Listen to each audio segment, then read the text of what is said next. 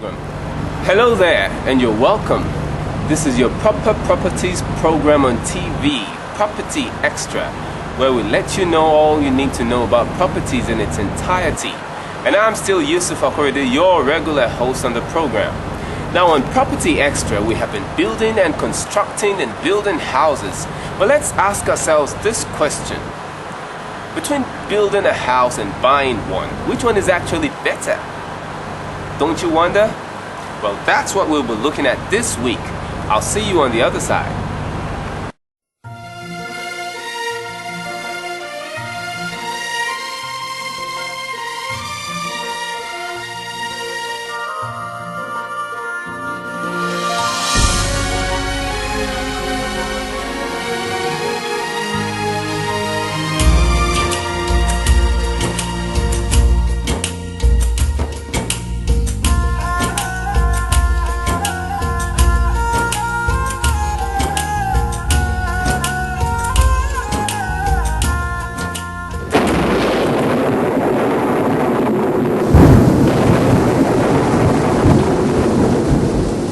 Now to the issue of the day, whether to buy a house or whether to build one, which one is better?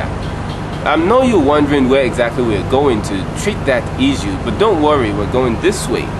That is to meet the professional who has a vast experience in the business of property acquisition and sales, and he's going to explain to us what we need to look at before considering owning a property, whether to buy one or whether to build one. Let's go there now to him, this way.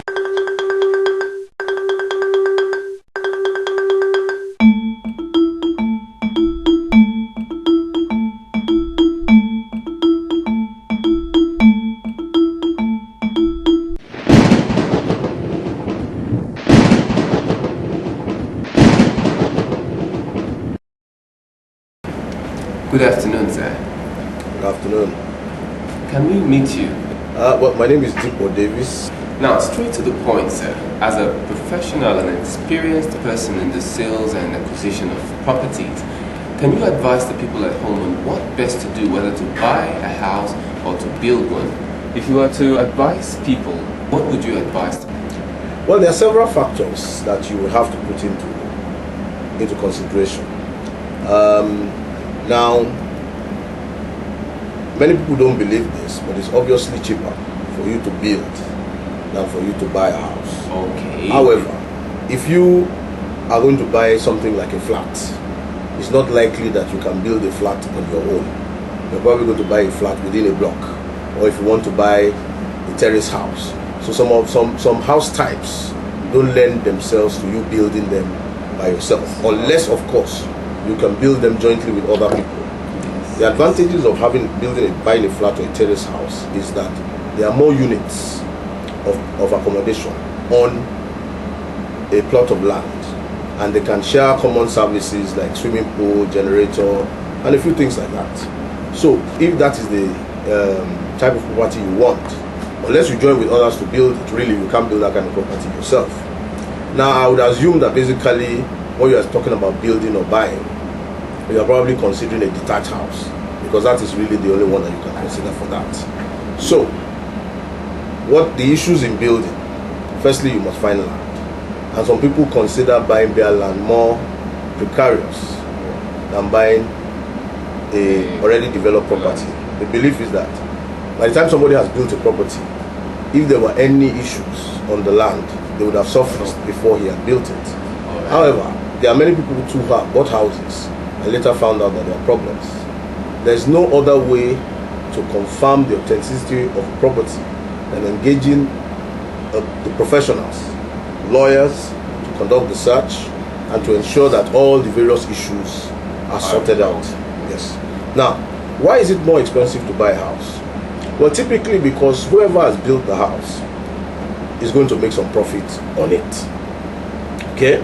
So that profit you definitely have to pay for.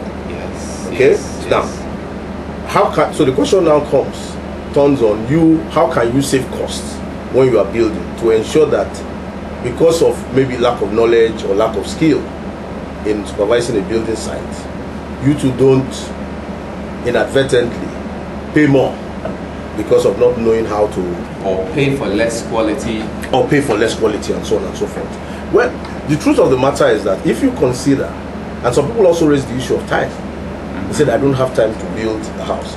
But my developer friends will probably not like me for saying this, but the profit margins are significant, at times up to 40%. You can make up to 40% savings on building as opposed to buying.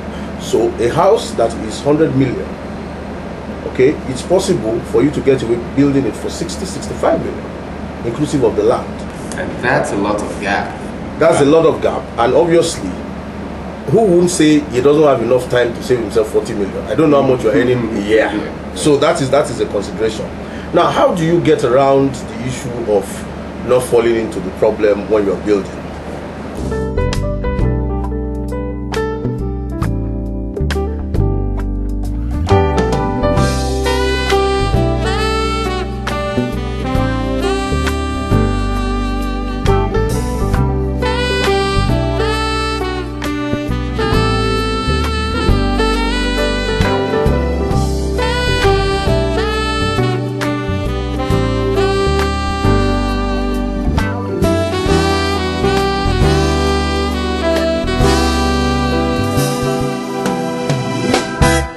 How do you get around the issue of not falling into the problem when you're building?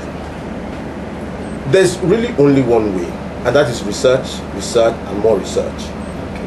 Many people have gone through this route, and I'm sure you would know some of them.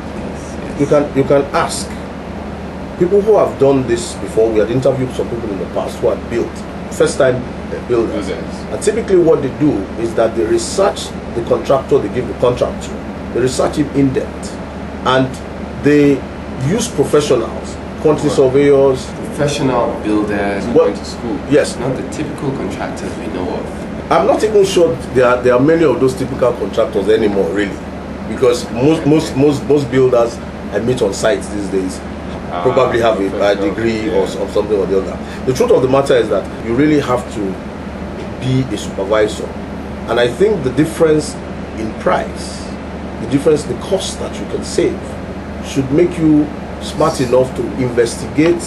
Don't rush, don't stress yourself, don't get in a hurry, but you have to get consultants as well, quantity surveyors, structural engineers, people who can supervise or guide your research. Exactly, and who can supervise the contract along with you. So I'm not saying that you just go there and become the supervisor. That's not what I'm saying. But if you use these people to control the way your materials are bought, control the way the building goes, and so on and so forth, then you'll be able to ensure this cost. Another thing when you build yourself is that you can now build a house for your own specific uses, to your own specification and taste. Exactly. You may be someone who likes a lot of fresh space, for instance, and then you have a lot of verandas all over the place where you can just retire to and just get some fresh air. You see, and again about building, when you have to buy, obviously you have to put the money down right away. Luckily, there are mortgages available now. Yes, that's but right. When you're building, you naturally spread the costs over time, because you're not going to pay for all the twice. Exactly. You spread it for as long as you want. Yes. Okay. Yes. Now, another thing again is in getting finance. That is where building does not really pay. Not many mortgage products are there to help you build. There are a few banks and a few mortgage companies that give you finance to help you build. They do stage by stage payments. But it's more likely that the bank will be more interested in giving a mortgage if it was an already built property. Okay. So in terms of raising finance, when it comes to building, you may have an issue. Also, a building doesn't drop from the sky when you're building. There are many government procedures that you have to go through. And the government is really very strict now on building approvals. So that could be an issue for you. There's a 30-day program that government has put in place whereby you should get your building approval in 30 days.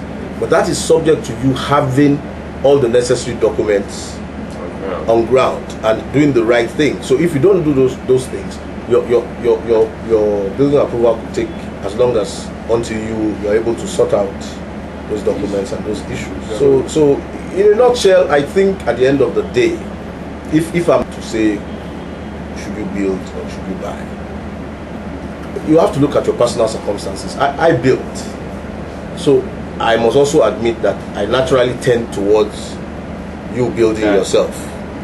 Okay, I must admit to that bias. Can you share a little of your building experience with us? How did you go about it? Did you hire contractors? Did you supervise it by yourself? Well, my building experience is very interesting. We'll be right back after this commercial break.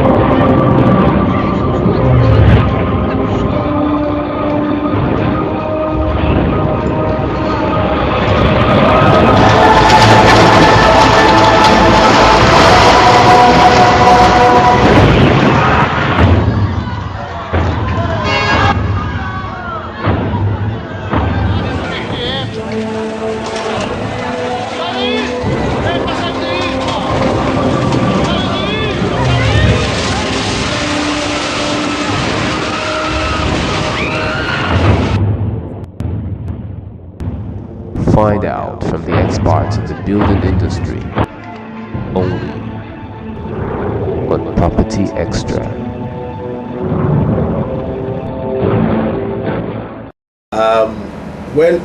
When we started, I had also had the opportunity of having worked in a construction company before. Not in the operations side. I was in the personnel side. But I guess that gave me a bit of confidence.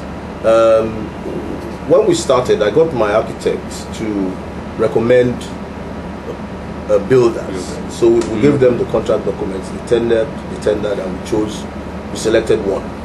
We also got a quantity surveyor. We had all the consultants we put in place, mechanical, electrical, and all of them, we had all of them in place. But I must say that the contractor we gave the job to abandoned the site. And luckily for us, because of the supervision that we were giving him.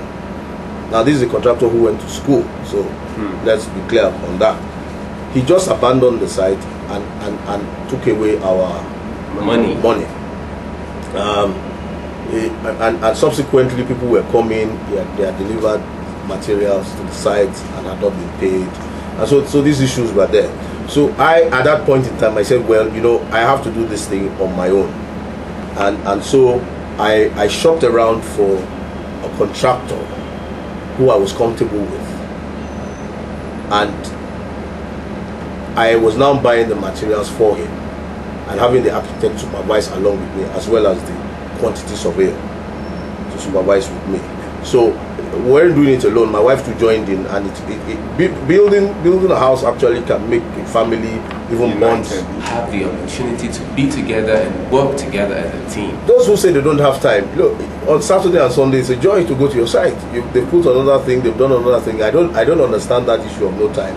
Once you start, it's like a passion for you. So that was my experience. And so this contractor, we've worked with him on several other projects because we now know each other and we understand our stance.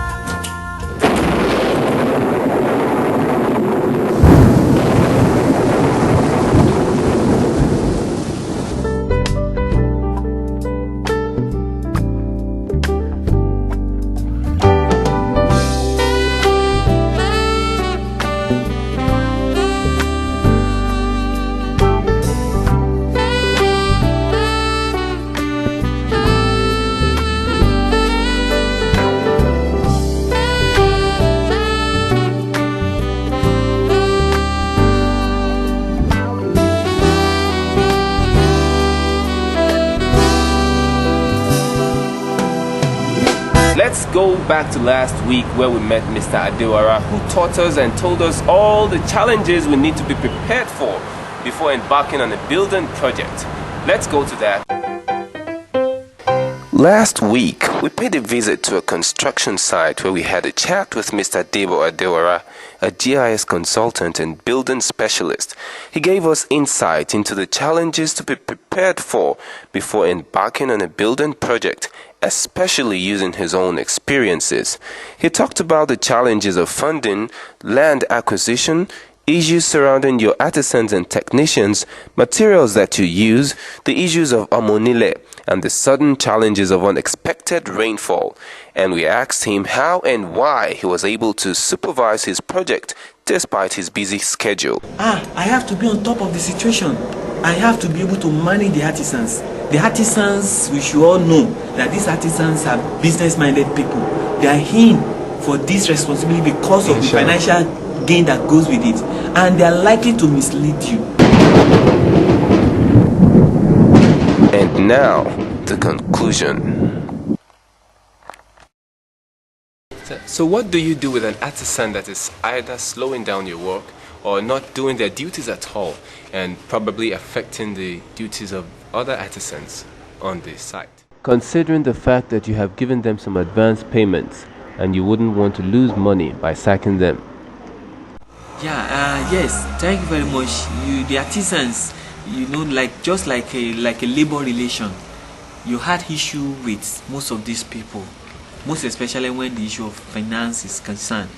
Most of them are financially biased and all that. But what you do with them is very simple, because to dispose of them could not be immediate solution, because the next one you have, you don't know what is likely, what behavior you're likely going to encounter. But in most cases, it is most beautiful to try to carry them along, try to be friendly, carry them along. Trying to be friendly does not mean that they can't abuse that gestures of trying to be friendly with them. You really need to be on top of situation. You really need to preside over their affair. You really need to inculcate some level of authority. Because you are the one paying them. You the one paying them. You understand? And they got nothing to lose. It will let your project down. So you really need to have some level of human relation, that you got to speed them up where you see them too slow, or slow them down where you see them too fast. So how long should one expect to finish a building project, even when there's a constant flow of funds? Well, like I've said, it depends on what season your project is coming up and what type of building you're really looking at. You understand? If you're looking at a normal residential abode for bungalow. Family bungalow that can house 4 families, during the dry, if you want to come up with this during the dry season, in fact, with 3 months you should be done with the bungalow to painting level. But if you have to come up with this in dry season, you should be looking at 6 months or 8 months in wet seasons. Thank you. For a non-professional who is building a house, how do you ensure that your artisans mix the materials to conformity of good quality? How do you ensure that your work is of good quality and good standard, like mixture of good cement with sand? It's not even advisable that you embark on a building project if you do not have any of experience, or you do not have any measure to gauge the quality of work that is being rendered to you. It is advisable that you engage the service of the civil engineer or developer to help you monitor it, or get somebody professional to monitor it if you do not have the experience. You understand? Sometimes, if you even don't have the experience, there are usually some standards. For example, there are among the artisans, they have a gauge. You understand? Maybe when you want to mix a concrete mixture, you need, if you are using 5 barrels of granite sand, you will need about 20 barrels of sharp sand. Then you need about 3 bags of cement. You understand? That will give you certain quality. So if you want to improve the quality of it, you can increase the number of bags of cement from 3 to 5, or 5 to, So there are some gauge like that. There are some standards like that you can really use to measure up the quality of your mixture and all that. The other time that you were in the pit draining water, why were your workers not there? Why should you do that by yourself? Yes, like I've said, most of this project you really need to lead you sometimes need to take a lead. You really need to take a steps to get something done. Like I got to enter the pit because most especially when the level of job is getting lighter, the level of committed start dropping. So you really need to take the lead. And most especially, most of them have been doing this draining, not to my satisfaction. You understand? Because you see, you need to create a pathway for the water to drain down to a collection point where the pumping machine will be able to evacuate. Most of them do not understand this principle. You understand? And even though I've tried to tell one of them twice, but they're not just doing it. So I have to really do it myself and make sure that I get the best of result I can, that I want to. Thank you for coming on the program. We hope you honor our invitation next time we call upon you. Thank you very much. Thank you for having me. You're welcome back. That's all we'll be able to take this week, and we'll continue where we left off next week. Don't you worry. Just keep your part of the date. I'll keep mine. See you next week. And I'm still yours, Yuusuf Akorede, your regular host on your regular program, Property Extra. See you next week. Bye for now. And as you go on with your construction work, we on Property Extra say safety first. See you next week. Same time, same station. Bye for now.